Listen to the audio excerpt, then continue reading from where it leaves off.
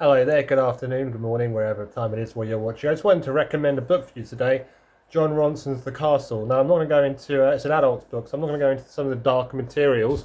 I'll just sort of hint at it. It does go quite dark.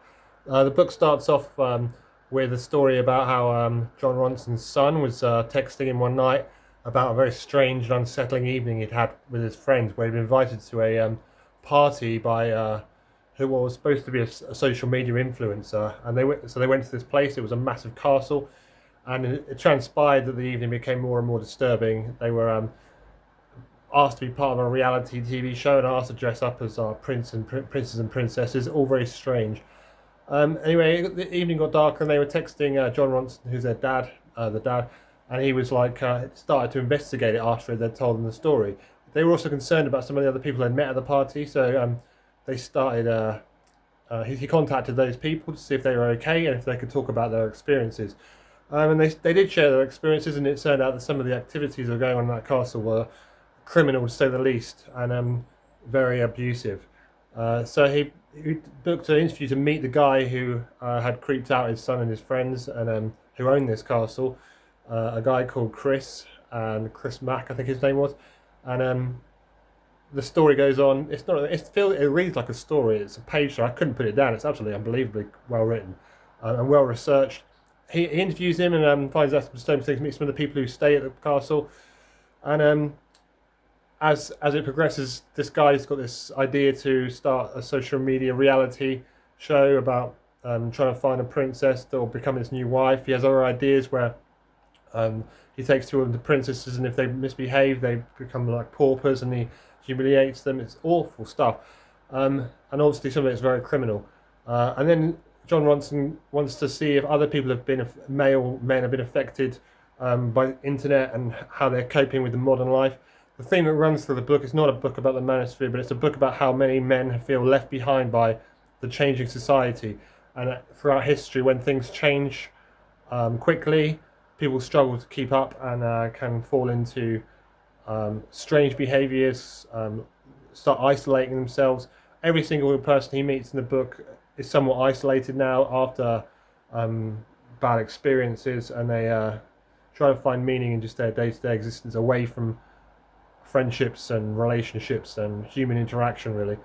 Some of the other people he meets, one of the most sticks in the mind is a young single father to two young daughters who started making a YouTube channel. And as the success of his channel grew, he started off just doing about lawn mowing, but a couple of like home videos he shared became very popular.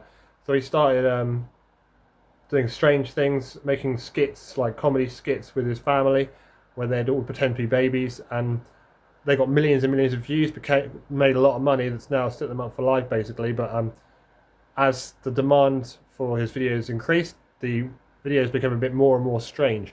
Nothing illegal or too worrying, but because people were copying it, some of the imitators started making some creepy stuff, and he was lumped in with that, and he had a lot of people come after him during the cancel culture time. He definitely regrets what he did, but it's nothing criminal, and his daughters grew up quite healthy, but he now can't go out. He's ashamed.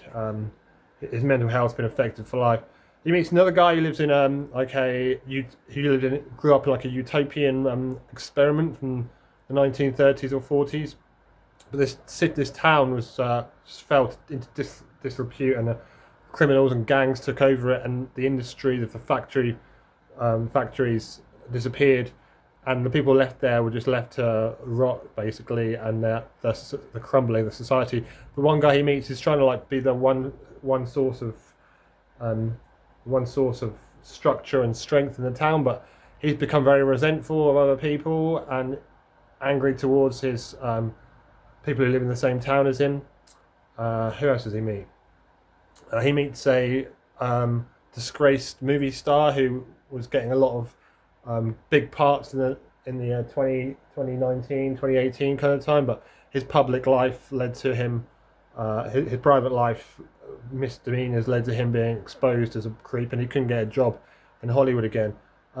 He continues searching for that more information about the guy at the beginning, the guy who owns the castle, which is the premise of the book, and becomes like a detective novel but in a real life one. He's a journalist, obviously trying to uncover the truth about what's going on in this castle, and many of the guys' criminal behaviour has become uncovered.